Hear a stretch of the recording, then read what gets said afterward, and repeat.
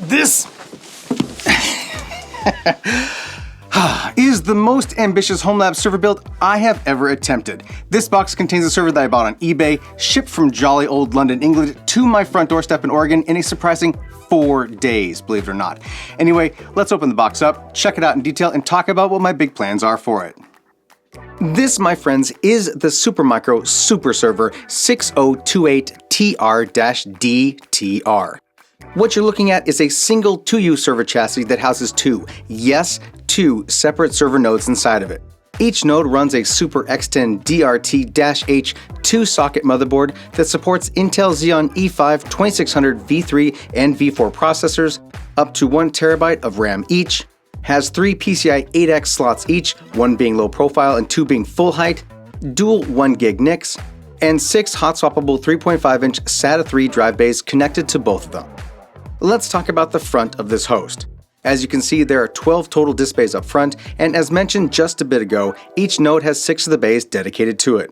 The assignments are split down the middle, with 0 through 5 belonging to node A, and 6 through 11 to node B. Seems pretty self-explanatory, I suppose. Power delivery for this monster is provided by dual 1200-watt redundant PSUs. I'm sure you're saying, but Rich, didn't you just build a new virtual host last year about this same time? Yes, I did. Thank you for remembering. You can actually go check out the video if you're interested. It was a ton of fun building that system. That server is working well, but I'm running into some limitations with it. So let's talk about why I'm building this and the plan. The existing platform is happily working as expected, but I'm running into issues that only a cluster can solve. For example, here at the channel, we use a virtual pfSense firewall at the edge of our network. Well, every time I need to do maintenance on the host, like patching ESXi, the internet goes down and the natives come searching for me with torches and pitchforks.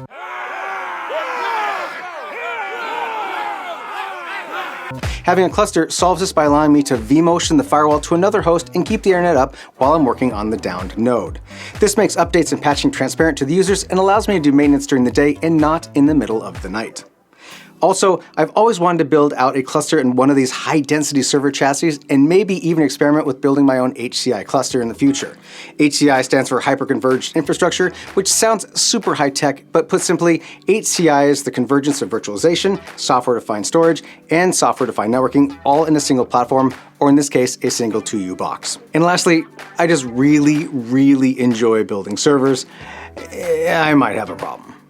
The SuperServer chassis cost me $650 and is a CTO or configure to order server. CTO really grinds my gears. I hate the fact that these sellers on eBay are parting out the servers and then individually selling you the components back to you at a higher cost than just leaving the box as is.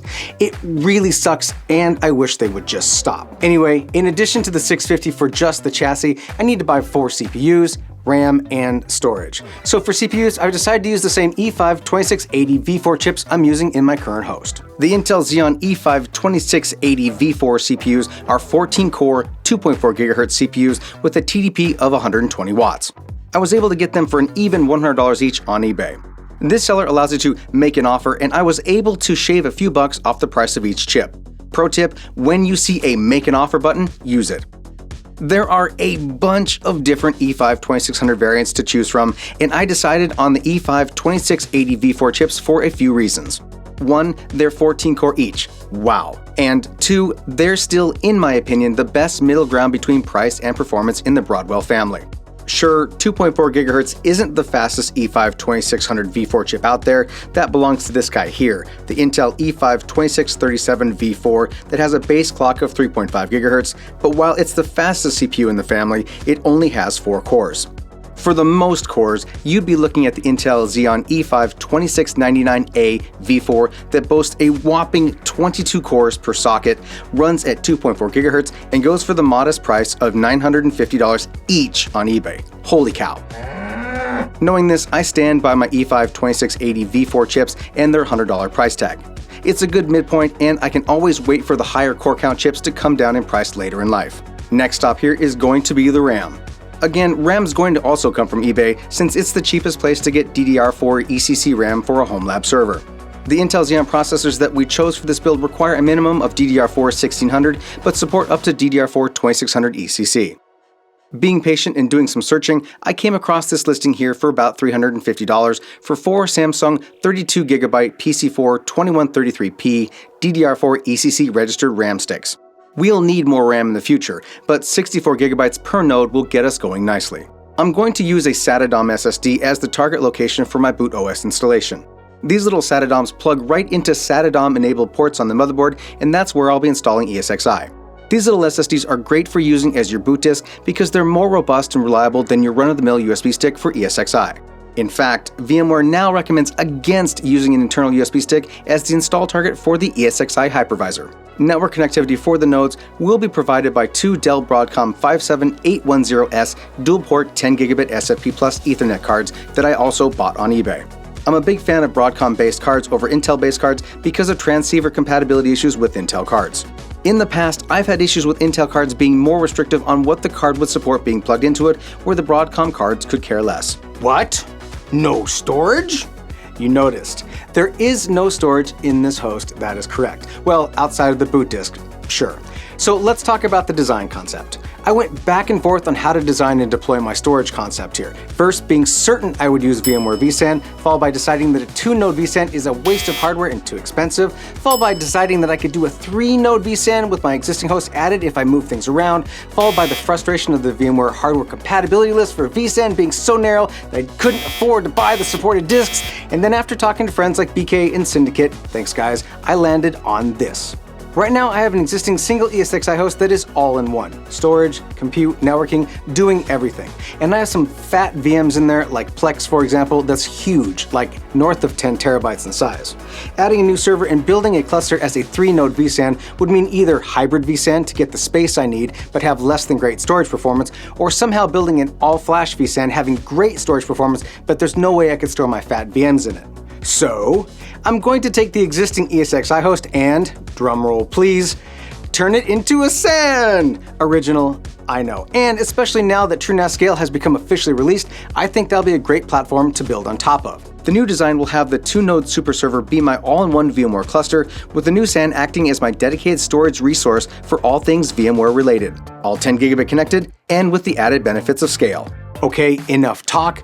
Let's build out this new host. First stop is to pull the heatsinks off and drop in the E5-2600 v4 procs, throw some Arctic thermal paste on them, and reattach the heatsinks. Next stop is to install the SATADOM disk into the node. The SATADOM disk has a little 2-wire cable that must be connected for the disk to work, so we'll plug that guy in first, followed by the disk itself into the SATA port.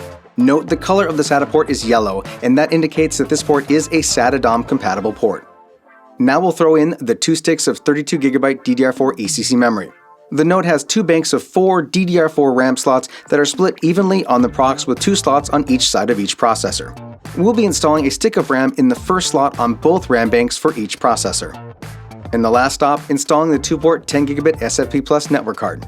This is done by removing a screw to free the bracket retention clip, pull the blank bracket out, install the card, and screw down the bracket retention clip again. Quick and easy. Here's both nodes completed and ready to rock and roll. Let's fire them up and make sure they work.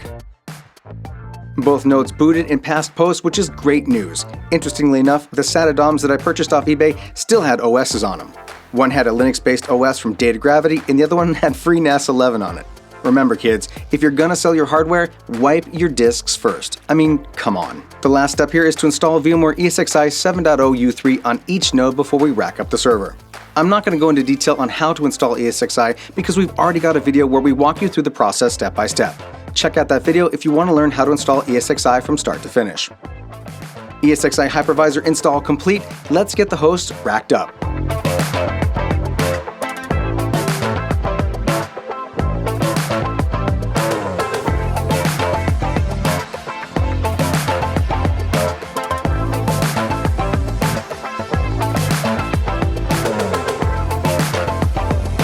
Alright, here are the 2 new ESXi servers named Node A and Node B, and I've added them to a new cluster called SuperCluster. I've already migrated my VMs off of Superboy, our previous ESXi host that will soon become our new SAN. We can see the health of the hosts, all of their sensors, and all looks great. And on the cluster side, we can see everything is looking great and that we have plenty of available resources for additional VMs. Perfect, it's time to get the new storage going. Superboy will now become SuperSAN. Not SuperSAN, SuperSAN. Anyway, this server has faithfully served as our all-in-one single ESXi host since we built it in early 2021. Let's go over our storage concept. The storage concept of our hybrid SAN is pretty simple. We'll have 3 tiers of storage hosted in this new box. Each tier has an intended use and expected level of performance. Let's start with the slowest tier, Tier 3. Tier 3 will be our capacity tier, and it will be made up of big, slow disks. In our case, we'll be using 6 14TB Western Digital drives that will house data that needs space like Plex Media, Nextcloud storage, and so on. This storage will be served via NFS and SMB, which technically aren't functions the SAN has, which is why it's hybrid. Next is Tier 2 storage. We have 6 900GB 10K SAS drives in this host that will act as our Tier 2 storage. These disks are much faster than the 14TB slow disks in Tier 3, but they're also much smaller at 900 gigs each. This tier will be used for virtual machine storage for VMs that don't require the highest performance read and write. This volume will be shared as a device-mounted iSCSI to our 2 nodes. Lastly, the fastest tier, Tier 1. This volume will be made out of 4 1TB NVMe disks and will also be shared directly as iSCSI to our 2 nodes for the absolutely fastest access possible over the 10 gig links. Let's get building this beast, shall we? Since we already had all of the rest drives mounted, we'll just insert them into the host. This host already had a single 1TB NVMe disk in it, which we will reuse along with the 3 additional Samsung 980 1TB NVMe disks. We'll be mounting the 980s into 4x PCIe adapter cards and inserting them into all of the free PCI Express slots in the host. Lastly, we'll be using another 64GB SATADOM we purchased off eBay to hold our installation of TrueNAS SCALE. We'll first plug in the power connection to the motherboard, and then insert the drive into the yellow SATA port on the motherboard. And just like that, we're ready to install our OS. Let's take a quick moment to talk about what OS we'll be running on our SuperSAN. For this build, we'll be using TrueNAS SCALE. We've been using SCALE for a while now and trust its reliability and performance. For our needs on this hardware, it's the perfect solution for a hybrid SAN. If you haven't looked into SCALE yet, you should. The installation of SCALE is quick and easy, and if you're interested in how to install SCALE, you can check out our first SCALE build video we did a while back. Installation time from start to finish took roughly 10 minutes and we were up and running. Let's quickly set up our pools, datasets, and shares. The first pool we'll be creating is our capacity tier or Tier 3. Pool creation is easy. Just give your pool a name, select your disks and add them to the data VDEV, choose the redundancy level, we'll choose RAID Z1 for this pool, and hit create. We'll be doing this 2 more times for the other 2 tiers of disks. Here's a list of all 3 of our pools built out. You can see our NVMe pool or Tier 1 is at the top, followed by our SAS pool or Tier 2, and at the bottom our capacity tier or Tier 3. Let's move on to building out our shares. Only the NFS share of our capacity tier will need dedicated datasets for logical partitioning off of data. To create a dataset in SCALE, we need to find the pool we want to create the dataset in, click the 3 dot ellipses, and add a new dataset. To start with, we'll be creating a dataset named Plex for Plex data and a miscellaneous dataset for miscellaneous data that we'll want to store on the unit. Let's go ahead now and create our NFS mounts. Adding NFS mounts is quick and easy in SCALE. We just jump over to the Shares section and add a new NFS mount. We need to define the path to the dataset we want to export out via NFS, so we'll navigate down to the Plex dataset, select it, give the mount a description, add an authorized network, which for right now will be the entire subnet, and click Save. Since the service wasn't already running, we'll start that as well. And done. The share is built and shared out for access to any clients in the 192.168.0.0 subnet. We'll be building 1 more NFS mount for the miscellaneous dataset as well. Now let's build out our iSCSI shares, starting with the NVMe share. We'll first start the iSCSI service, click Add a new iSCSI share, and run the wizard. First stop is to create a name for our share, and leave the extent type as device. Below, we'll click in the device section and select Create New, and in the Pool/Dataset section, we'll navigate to our NVMe pool. Next, we'll enter the size of the iSCSI device we'll be creating. Our volume is 2.55 terabytes in size, and the best practice is to never fill the volume above 80%, so we'll enter in 2 terabytes as our volume size and click Next below.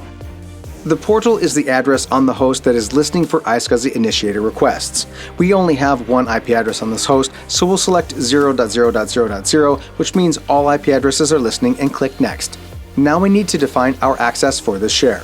Best practice would be to set only the systems or networks that need to access the share directly. We'll set ours to the entire subnet because this is a secure range. Address ranges are defined in CIDR notation, then we'll hit Next, and then Finish. We'll also be creating a nearly identical iSCSI share for the Tier 2 storage, but we won't be forcing you to watch that. Alright, all done with everything? Let's rack this host up.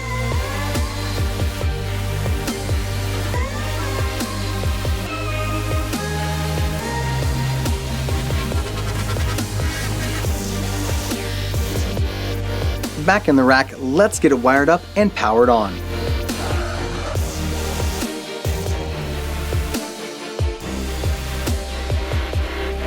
All right, Richard. So tell us about this. What do you think? Are you happy with it? Well, yeah. I mean, I love to build servers. Like it's my thing. It's like, what did you do this weekend? Oh, build a server. So that was my thing. So doing that meant that I got to scratch an itch that I like to do, which is putting together hardware and that stuff, and especially something we get to use here on the channel has actual purpose versus like I did this for fun, and so there's that. Of course. I'm very happy with everything the way it turned out. All right, so I know you're happy with it, but is there anything you would do differently if you're going to go back and do it again? Yeah. So the biggest thing that I guess I should have thought of is that even though I have 128 gigabytes of RAM, right? That's split between the two nodes, so that means 64 gigs per node, and that'll be the first thing that I upgrade after this video, is just get some more RAM, throw in each node, and try to get both of them up to maybe 128 gigs or 96 gigs, something like that, just so that in the event that I have to do maintenance on one of them, I bring all the VMs over, I won't be right at the bleeding edge of what each node can run. Right. Yeah. All right, so what is your favorite part of this build? I mean, why did you decide now is the time to upgrade?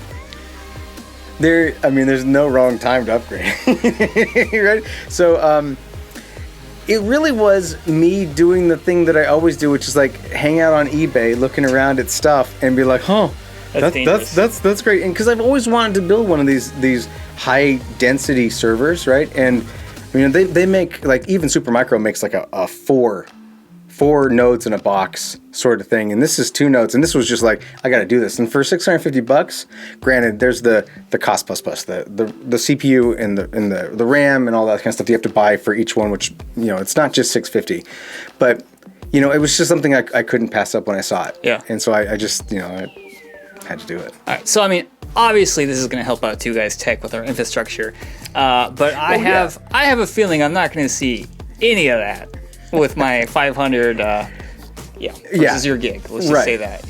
Yeah, for sure. Because we have 1 gig synchronous here at the studio and you've got 500 gig synchronous at home, you will not see an important improvement in performance. I, however, will see a major improvement in performance. For stuff like Plex, having to be able to have that. The initial host had 2 sockets, and now we have 4 sockets. We literally double the amount of compute, so we can put the Plex VM onto the second node and be like, "This is your playground. You can have all you want," and it'll take it. So for me, it's gonna be great. You heard it from him. You needed this, John. We needed this for the channel. You obviously enjoy building servers as much as I do, so check out this video here where John and I built the original ESXi box, Superboy.